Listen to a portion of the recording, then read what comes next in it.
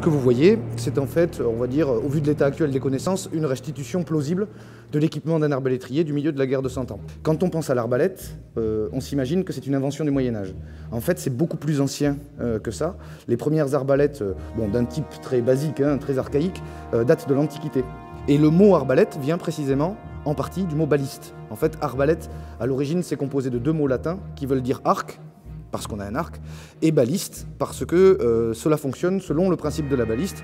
Mais là, voilà, c'est le modèle de poche, vous l'aurez remarqué. En général, sur ces arbalètes à arc en bois, on avait, comme sur mon arbalète, un étrier.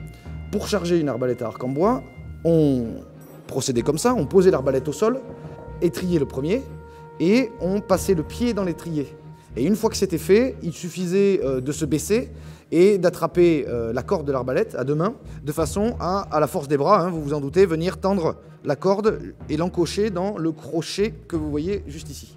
Si bien que lorsqu'on appuyait sur la gâchette, la noix était libérée, la corde était libérée avec elle, et cette corde, elle venait pousser le projectile que l'on avait placé au préalable dans la saignée. La portée de l'arbalète. Avec cette arbalète-ci, on a une portée d'environ 100 mètres, le grand arc entre 200 et 250 mètres. Bref, voici donc pour l'arme emblématique de l'arbalétrier. Maintenant, on ne va pas à la guerre tout nu, vous vous en doutez, donc il faut un équipement défensif, à savoir un casque sur la tête et une armure de buste. Alors, mon armure de buste, c'est ce qu'on appelle un gambison. C'est en fait un espèce de grand manteau, vous voyez, qui est composé de plusieurs épaisseurs de tissu. Le dernier élément pour conclure, qui est indispensable à tout arbalétrier qui se respectait pendant la guerre de 100 ans, c'était une arme de poing. On pouvait avoir une dague sur le modèle de celle que vous voyez juste ici. C'est ce que l'on appelle la dague à rognon.